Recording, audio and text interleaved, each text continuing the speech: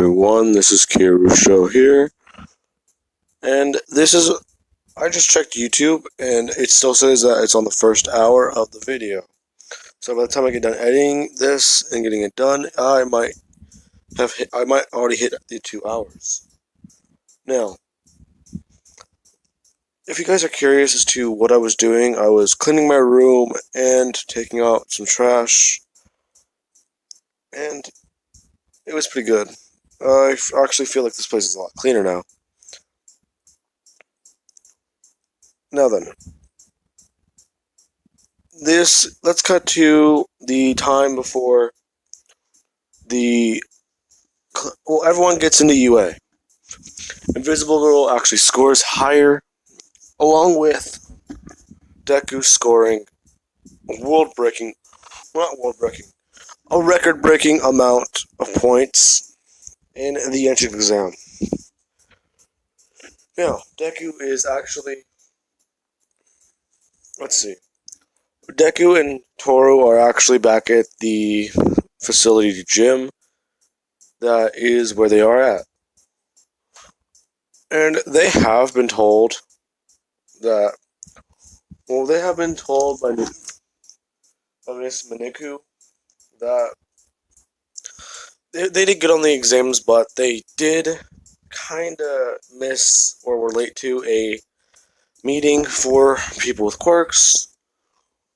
And this is whenever they would walk into the place. Todoroki is sitting there, and he's actually talking with somebody. Now, they're talking to a girl with a super intelligence quirk. And if anyone has seen My Hero Academia, then I'm introducing this character in here, but she's not going to be in the UA.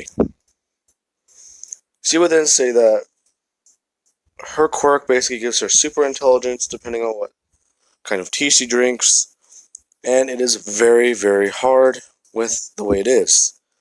She often gets so smart that she realizes certain things, and these actually kind of frightened her. Because she does the math on her head, and it gets to the point where she feels like she may be able to predict the future, or at least the next event that may take place. She's able to do this with about a 40 to 50% accuracy rate. And this is whenever Deck would walk in saying that is pretty impressive, but mathematics and everything else, they're just simple numbers, and just another way to interpret the world. She would look at these two, and she would ask what he's talking about, and him and her would engage in an intense battle of mathematics. And what I mean by that is, basically, they're both using words large enough to confuse Toro and actually make Todoroki want to plug his ears and get the kettle again.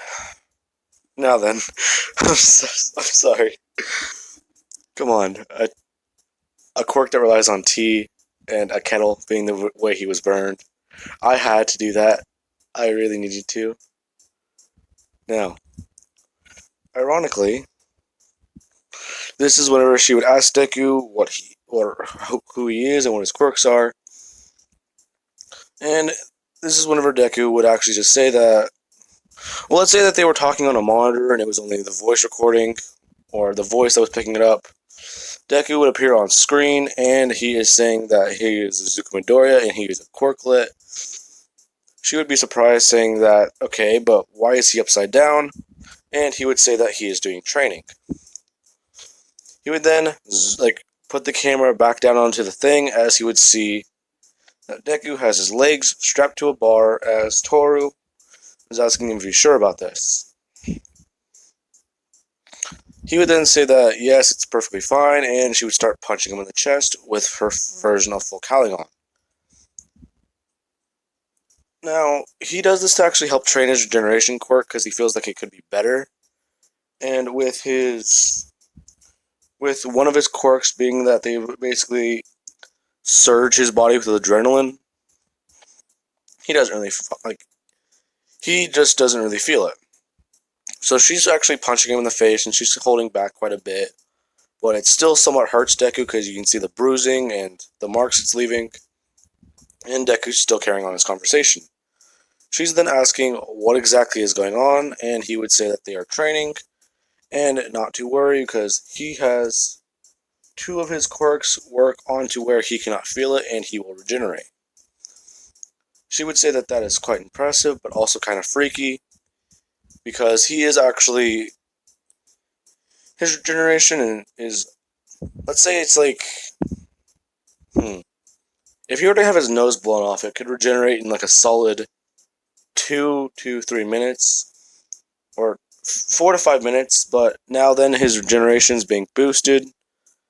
He can do it to be at least 2 to 3 minutes, but whenever he uses his version of, well, 2 to 3 minutes, but whenever he turns on his enhancement quirk, it goes down to 30 seconds. He would immediately regenerate, and as he's doing this, his eyes are glowing red. He would say that it's no need to worry, and he is essentially, from what people have told him, he might be invincible. Now, because of that, I actually did want to bring this up in a way that would make sense. He would then, because of the way he's been taught and he's been acting, and the way he's been raised, he knows he's not a normal person, and with his regeneration quirk, seeing how far he pushed it once, he has no regard for his own life, or withholding back power.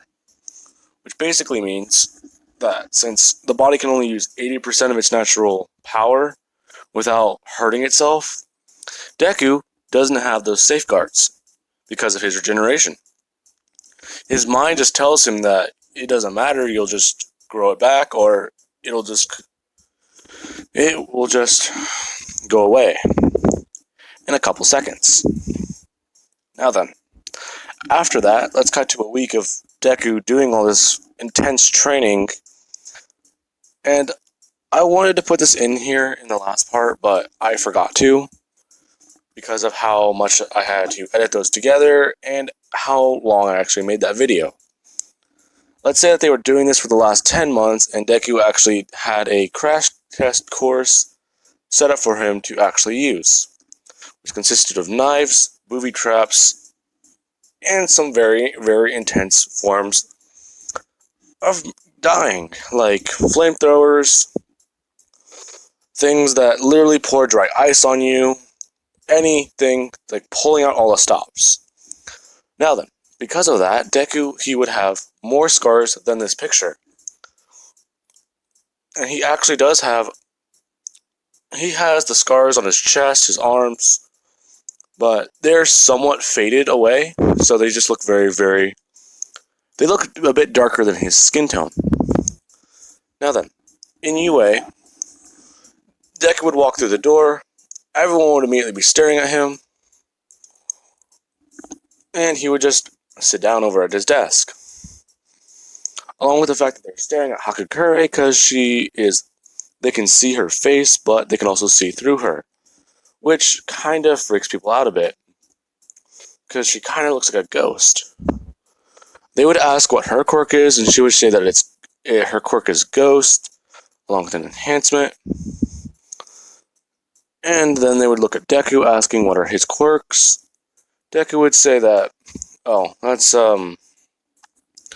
there's quite a list. People wouldn't believe him. He would then show them the list, and this is whenever Bakugo would say that that's not so special. What's so special about your quirks? Because you might only have, what's so special about 2 or 3 quirks? Deku would say, it's not 2 or 3, Bakugo. It's not 2 to 3, Kachan. It's 9. Bakugo would immediately have jumped up from his desk and turned around and see Midoriya. Now then, Deku actually doesn't have this hairstyle in canon. He actually has more of an undercut, with basically his hair being an inch or 2 long on top, where the sides are all cut down. Now, Bakugo would immediately see this and look at him, and he would just start screaming that he's not supposed to be here. He thought he died, and he would just have an entire mental breakdown. Now, people are asking why he's having a mental breakdown. Deku would immediately go over to Bakugo, and he would just pat him on the head, saying that it's fine, Kachan. it was a long time ago, and there's no need to worry about it anymore. Deku would then explain that he manifested the rest of his quirks after he kind of threw an explosion in his face.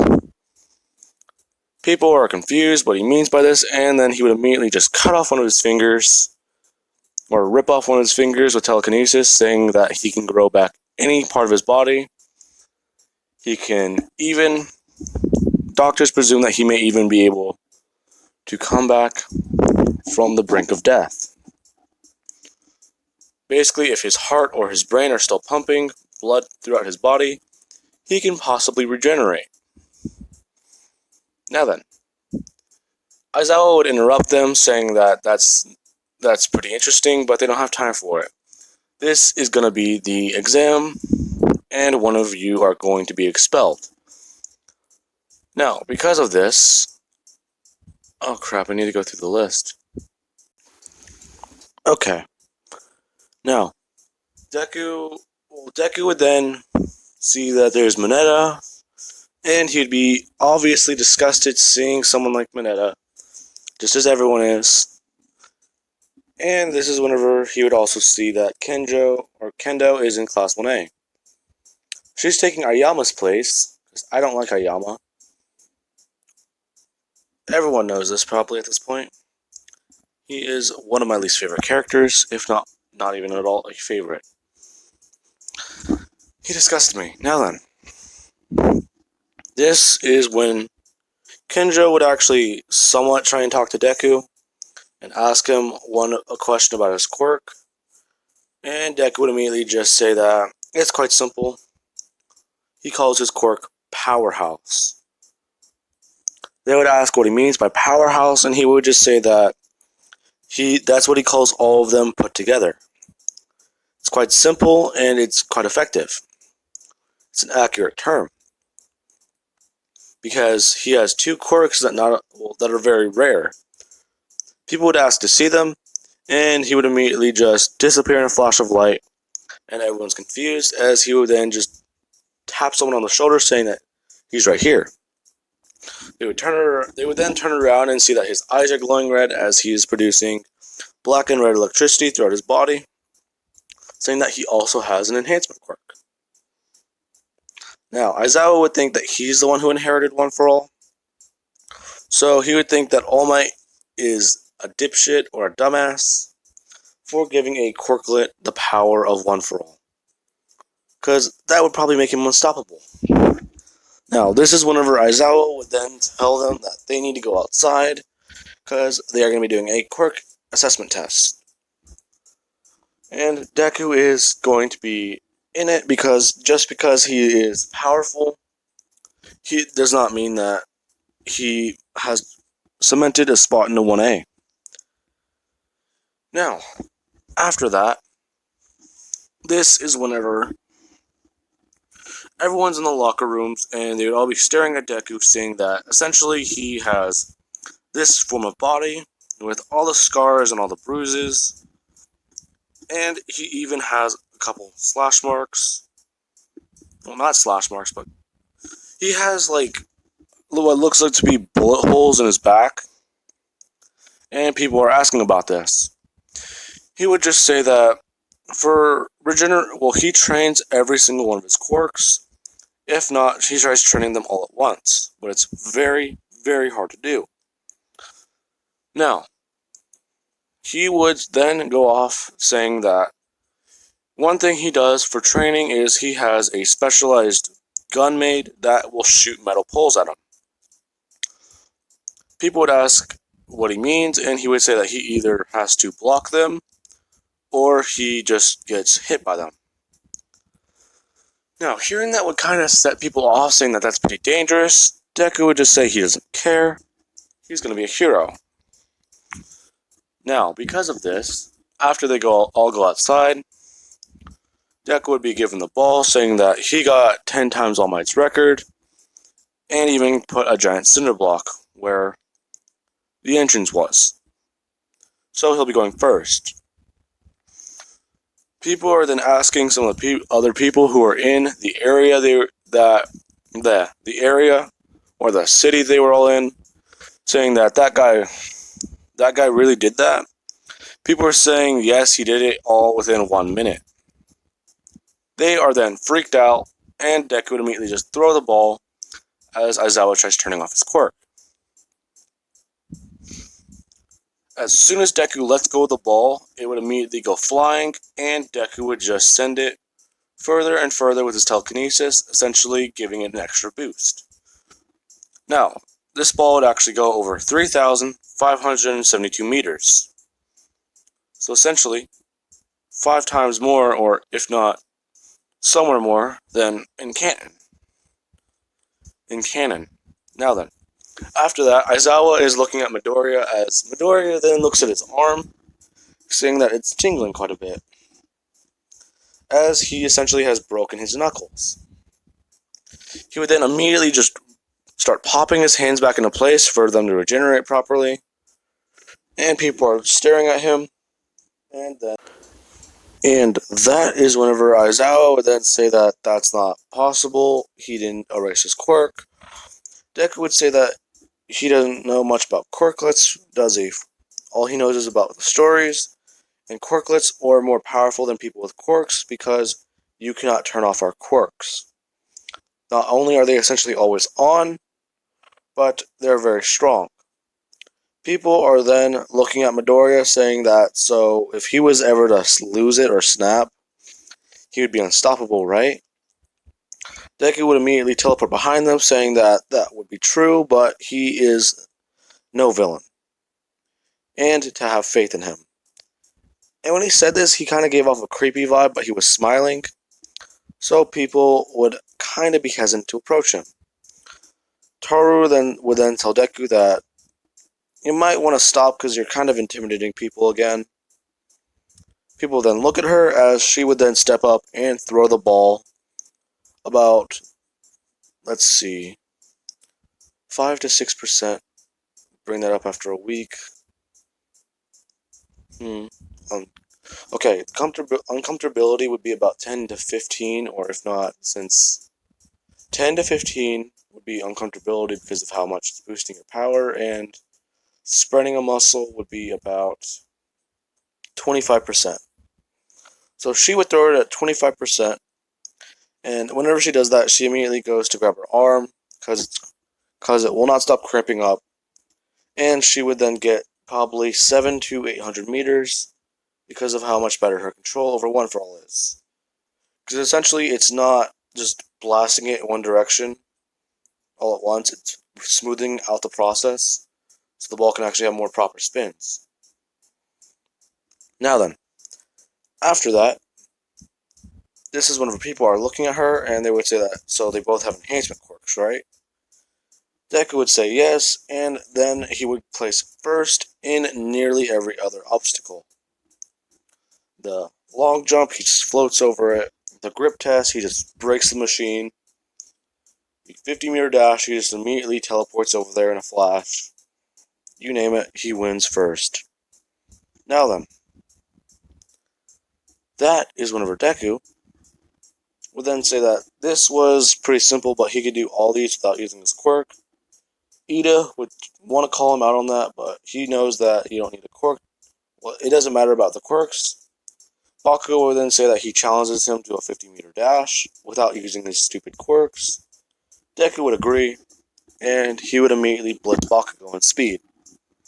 Because I think Ida got like a 3.6 or 3.4. Let's say Deku got 2.8, and Bakugo got like a 3.5. People are then looking at Deku saying that, so even without his quirks, what is he? Deku would just say that he's still powerful, but he just uses them because he can. That it's better than to have the power and use it than to not have them, than to have them and not use them. Now then, this is whenever Deku would be pulled aside by Aizawa. Aizawa is explaining that it doesn't make sense how All Might give the power to 2 successors, and Deku would just say that All Might didn't, he actually just gave it to Toru. Aizawa would be saying that that was not really a responsible decision because she can only be invisible, right? Deku would say that no, it's the perfect decision because not only does this give her, well, it makes her feel better about using her invisibility because it basically means that she turned her quirk from what she believed to be useless to where she can turn it on and off. And with the enhancement, it basically gives her her own power. Essentially, she may have taken it from All Might, but she has made it her own. It's kind of poetic in the sense that he passed the torch on to her, but Deku is still there beside her carrying it. Because it's not a burden one person should bear on their own. Aizawa would then understand as essentially him and Toro both have enhancements. Deku would then state that he hopes that cleared it up. He would then immediately just turn his head, giving a thumbs up to the bushes, if not the wall by the bushes. And this is when All Might would have saw this, and he would have realized that Midoriya knew that All Might was spying on them. Now then, I will be covering the heroes versus villain in the next episode, and I hope you guys have enjoyed the video. And this is going to be a bit of a Q&A, so you guys don't have to listen to this, but about the whole quirks that I'm going to be covering next. After this one, I'm going to be covering Spinel, and if I get past the Spinel one, or if I hit 300 before, or in the middle of the Spinel one, I plan on doing Mad Max for my 300, and if that happens in between the Spinel What If, then I'm going to be covering the rest of the Spinel What If after Mad Max, and after the Mad Max one, or after the rest of the Spinel one, if it's in between, then I will be covering Judge Dredd. After that, I was thinking about doing SCP-179, or other things I have on my list. Now, what do I have on my list? Where is it? Should be on the other side. Yeah, okay. I have Spinel, Void, 10 Quirks, Spider-Verse, Celty from Dororo, Daybreak, Human from Skull Island, and SCP-179. Now, if you guys do want me to cover one of those what-ifs after Judge Dredd, just pick the one in the comments below, or just say that you guys want me to cover the Spider-Verse one, because I still need to look into that one. But if you guys don't know what Celty from Dororo is, he's essentially, just look up like a headless horseman, because that's essentially what she is. Now then, I hope you guys have enjoyed, and peace out.